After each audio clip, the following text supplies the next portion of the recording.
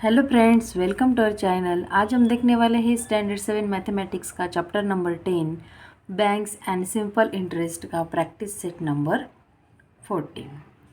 First example है, if Rihana deposits ₹1500 in school saving bank at 9 PCPA for 2 years, what total amount will she get. देखो, जब भी हम ये लेसन बैंक से रिलेटेड है, तो जब भी हम बैंक में कुछ अमाउंट डिपॉजिट करते हैं तो क्या होता है, उसके लिए हमें परसेंटेज मिलता है और हम कितने टाइम के लिए रख रहे हैं। तो रिहाना 2 years के लिए रख रही है। सो रिहाना की टोटल अमाउंट कितनी मिलेगी उसको, 2 साल के बाद उसको कितनी अमाउंट मिलेगी।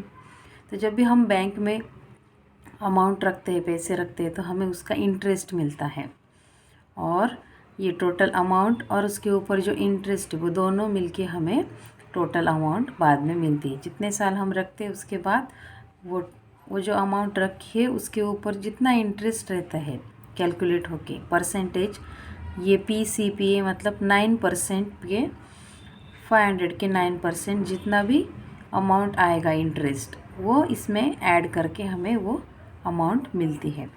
तो चलो देखते हैं। Rihanna deposited 1500 in school's bank account. Deposit जो की है वो क्या है, उसकी प्रिंसिपल अमाउंट हम क्या लिखते हैं, गिवन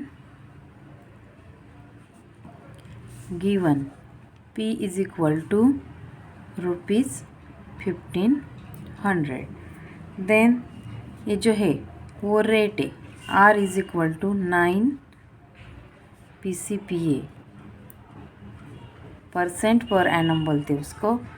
ये है 2 years, मतलब ये टाइम है, टाइम 2 years। और हमें उसके ऊपर क्या कैलकुलेट करना है, इंटरेस्ट एंड अमाउंट उसको कितनी मिलेगी वो हमें कैलकुलेट करनी है। तो इंटरेस्ट का फॉर्मूला है I is equal to P into R into T divided by 100। PRT divided by 100 ये इंटरेस्ट का फॉर्मूला है। तो हमारे पास P की वैल्यू है, R की वैल्यू है, T की वैल्यू है। हम यहाँ पे पुट करके I को कैलकुलेट करते हैं। तो P की वैल्यू क्या है, 1500 multiplied by 9 multiplied by T2 divided by 100। 0 0 0 0 cancel. So ऊपर क्या बचा, 15 इंटू 9 इंटू 2। ये कैलकुलेट करने के बाद वैल्यू क्या आएगी, 270। I की वैल्यू आई 270, मतलब 1500 के ऊपर कितना इंटरेस्ट मिला, 270। सो अमाउंट क्या हो गई, total amount is equal to principal.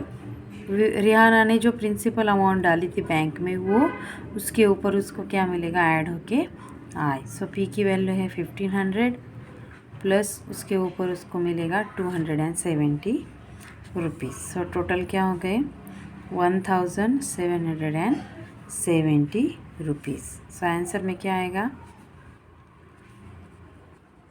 Rihanna will gate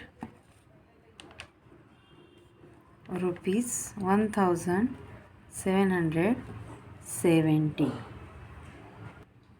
Second example, Jethalal took a housing loan of 2,50,000 rupees from a bank at 10 PCPA for 5 years। Jethalal ने एक बैंक से 5 साल के लिए 2,50,000 का लोन लिया है और उसका रेट है 10%। What is yearly interest. तो 1 साल का इंटरेस्ट कितना लगने वाला है वो कैलकुलेट करना है। And what is the total amount he return to the bank, और उसको बैंक को कितने अमाउंट रिटर्न में देनी पड़ेगी वो हमें कैलकुलेट करना है। तो यहाँ पे क्या बोला है, 5 years के लिए लोन लिया है, तो 5 years का इंटरेस्ट हमें कैलकुलेट करना पड़ेगा। बस पर उसके पहले उन्होंने क्या बोला है, व्हाट इज़ ईयरली इंटरेस्ट। तो फर्स्टली हम ईयरली इंटरेस्ट कैलकुलेट करेंगे। फर्स्टली ईयरली कैलकुलेट करेंगे, फिर उसको 5 से मल्टीप्लाई किया तो हमें 5 years का इंटरेस्ट मिल जाएगा। गिवन लिखते हैं, गिवन में क्या आएगा, P principal amount P is equal to 2 lakh 50,000. Then R क्या है, rate is equal to 10 PCPA. Then time is equal to 5 years. I हमें कैलकुलेट करना है, अल्सो अमाउंट हमें कैलकुलेट करना है. फर्स्टली हम इंटरेस्ट जो है वो पर ईयर का कैलकुलेट करते हैं. मतलब PRT की जगह पे टी की वैल्यू क्या आएगी, 1 आएगी. फिर बाद में 5 से मल्टीप्लाई करेंगे. सो इंटरेस्ट पर ईयर 5 साल का इंटरेस्ट रहेगा तो एक साल का कितना आएगा. तो I interest per year is equal to P into R into T divided by 100. So P की वैल्यू है 2,50,000 rupees multiplied by R is 10 and T is 1 because हम ईयरली इंटरेस्ट कैलकुलेट कर रहे हैं. Divided by 100. 0 0 0 0 कैंसल. पर क्या आएगा, 25 multiplied by 125 और ज़ीरोस कितने, 1 2 3 1 2 3. ओके, सो 25,000 ईयरली इंटरेस्ट है. So therefore I for 5 years 5 साल के लिए इंटरेस्ट कितना आएगा, जो एक साल का इंटरेस्ट है 25,000 उसको 5 से मल्टीप्लाई किया तो हमें क्या मिलेगा, 5 साल का interest. So 5 0 0 5 0 0 5 0 0 5 5 are 25 carry 2 5 2 are 10 and 2 12 1,25,000 rupees. Okay, यहाँ पे रुपीज़ लिखना है, ये अमाउंट है रुपीज़ में आएगी यूनिट. सो अभी इंटरेस्ट मिल गया हमें 5 years का 1,25,000. हमें अभी टोटल अमाउंट कैलकुलेट करनी है. जेठालाल को बैंक को कितना पैसा रिटर्न करना पड़ेगा, तो amount is equal to principal plus interest. तो प्रिंसिपल थी 2,50,000 रुपीज़ प्लस 1,25,000. सो टोटल कितना हो जाएगा, 0 0 0 ये तीनों zero as it is. 5 5 + 2 7 and 2 + 1 3 3,75,000 rupees. यहाँ पे रुपीज़ का साइन देना है.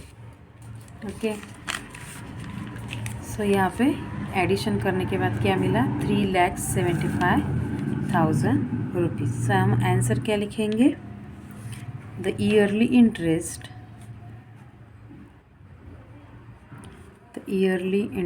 Is rupees 25,000 and Jethalal will return. Jethalal कितना रिटर्न करेगा बैंक को, रिटर्न रुपीज़ 3,75,000. मतलब जेठालाल ने लोन लिया था 2,50,000 और इंटरेस्ट लगा के उसको कितना पेड करना पड़ा बैंक को, 3,75,000 rupees. Okay, third example, Shrikant deposited ₹85,000 for 2.5 years at 7 PCPA in a saving bank account. What total interest will he receive at the end of the period? Means Shrikant ने बैंक में 85,000 rupees 2.5 year के लिए 7% पे रखे थे saving bank account में. सो उसको कितना टोटल इंटरेस्ट मिला लास्ट में, वो कैलकुलेट करना है. मीन्स हमें सिर्फ क्या करना है, आई कैलकुलेट करना है. तो गिवन लिखते हैं पहले. Given P is equal to 85,000, R is equal to 7 PCPA and और क्या दिया है, T time is equal to 2.5 years and we have to calculate the I.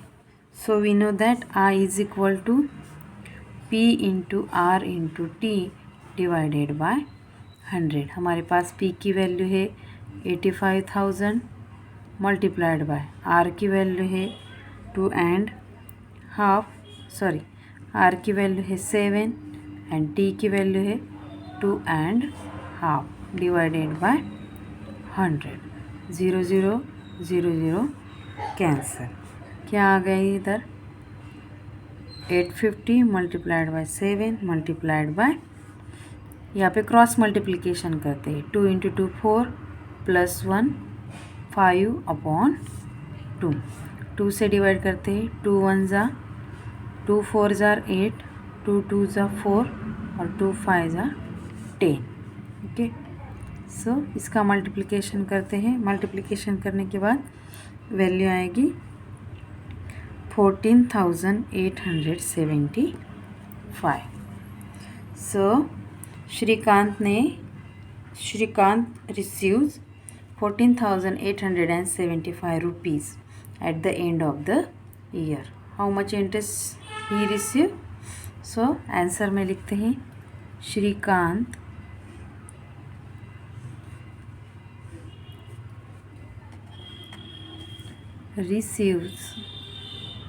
receive rupees 14,875 at the end of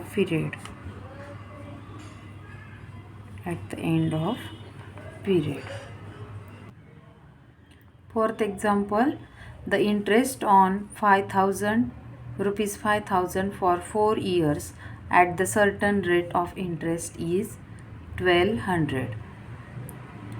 Interest on 5,000 rupees means principal amount जो है 5,000 उसके ऊपर कितना interest मिल रहा है 1,200 rupees for the year for the time 4 years. So what would be the interest on 15,000 at the same rate. So 15,000 के ऊपर same rate में कितना इंटरेस्ट आएगा for the same period means 4 साल के लिए. सो हमें क्या कैलकुलेट करना है इंटरेस्ट कैलकुलेट करना है. किसके ऊपर रेट दिया नहीं है हमें. Okay. So rate at certain rate means एक रेट जो है वो रेट की वैल्यू हमें पहले कैलकुलेट करनी पड़ेगी. फिर 15,000 के ऊपर कितना इंटरेस्ट आएगा वो हम कैलकुलेट करते हैं. तो यहाँ पे गिवन लिखते हैं P is equal to 5,000. Then time दिया है 4 years का. T is equal to 5 years. Interest दिया है 1,200 और हमें कैलकुलेट करने के लिए बोला है rate at certain rate of interest. Rate of interest हमें कैलकुलेट करना है. कैसे कैलकुलेट करेंगे. इंटरेस्ट का फॉर्मूला हमें मालूम है P into R into T divided by 100. I की वैल्यू है 1,200, P की वैल्यू है 5,000 रुपीज़, R की वैल्यू कैलकुलेट करनी है T 4,000. सो हमें सिर्फ क्या करना है अभी R कैलकुलेट करना है. तो R कैलकुलेट करने के लिए हम क्या करेंगे ये 0 0 कैंसिल किए. अभी क्या करेंगे 1,200 is equal to 50 into R into 4. तो देखो 1,200 इज इक्वल टू 50 इंटू 4 कितना आएगा 200 मल्टीप्लाइड बाय R. तो R की वैल्यू कैलकुलेट करने के लिए हम ये 200 को उस साइड भेजते हैं. तो यहाँ पे 200 मल्टीप्लाई था, यहाँ पे डिवाइड हो जाएगा और ये R ऐसा रहेगा. 0 0 कैंसिल. 2 1 ज़ा 2 6 ज़ा therefore R is equal to 6. तो रेट क्या मिल गया हमें 6. R की वैल्यू मिल गई 6. तो रेट 6 रेट के ऊपर 6% के ऊपर 5,000 इंटरेस्ट 5,000 रुपीज़ के ऊपर 1,200 इंटरेस्ट मिलता है. तो 15,000 के ऊपर कितना इंटरेस्ट मिलने वाला है वो हम कैलकुलेट करते हैं. देखो यहाँ पे रेट सेम रहेगा. ईयर भी सेम, टाइम भी सेम है, सिर्फ हमें क्या करना है 15,000 के ऊपर सेम रेट के ऊपर कितना इंटरेस्ट लगेगा वो कैलकुलेट करना है। तो कैसे करेंगे, देखो इंटरेस्ट बढ़ जाएगा, सॉरी प्रिंसिपल अमाउंट 5,000 है तो उसके ऊपर रेट कितना मिल गया 1200। सो प्रिंसिपल अमाउंट 5,000 15,000 हो गई तो रेट भी उसका इंटरेस्ट रेट क्या हो जाएगा इंक्रीज़ हो जाएगा, मतलब प्रिंसिपल अमाउंट बढ़ गई तो उसका इंटरेस्ट बढ़ गया।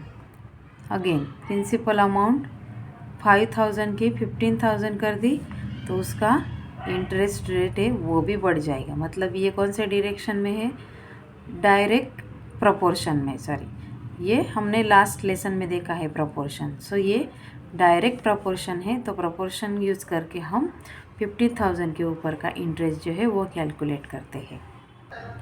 हम लिखते हैं यहाँ पे interest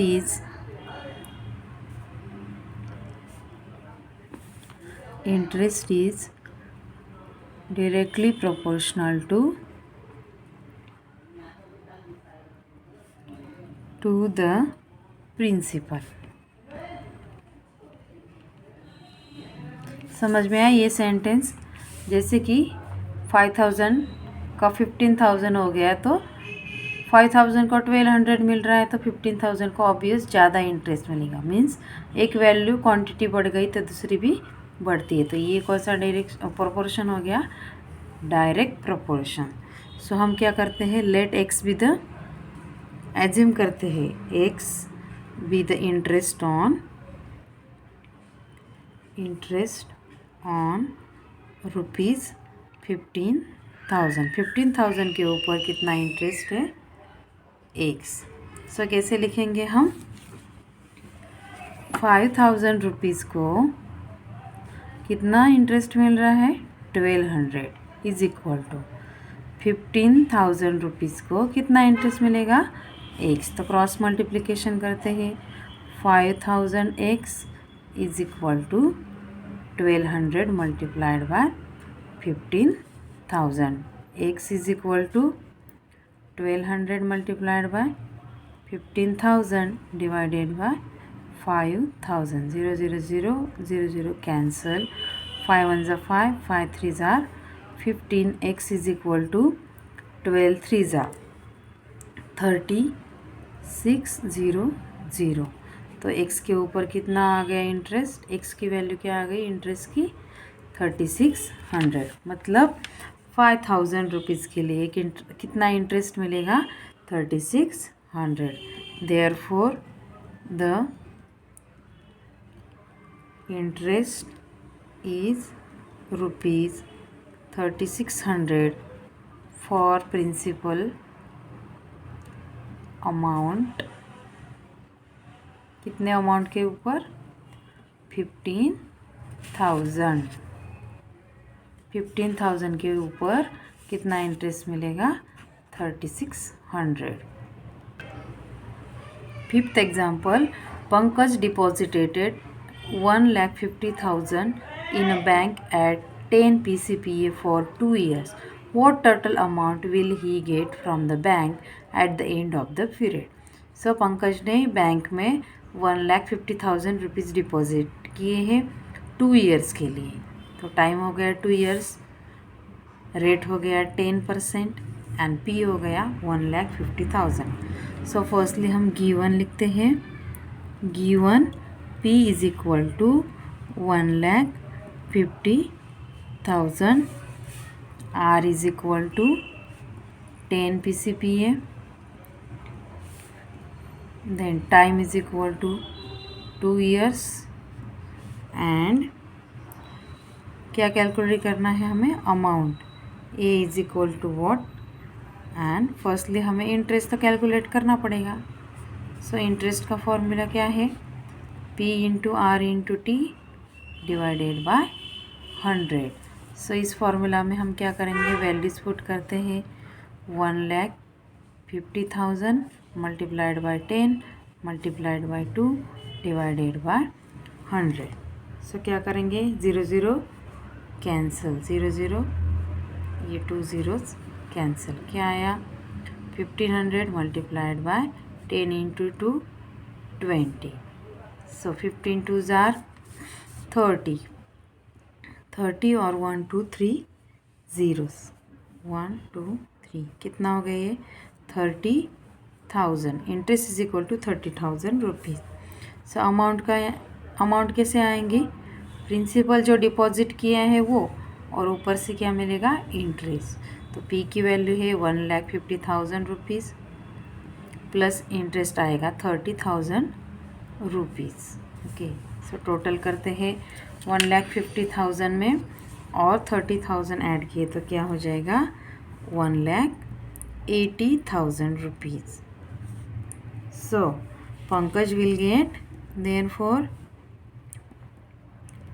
Pankaj will get rupees 1,80,000 rupees. Okay, so in this way we completed the practice set 40. You also complete in your notebook. Thank you.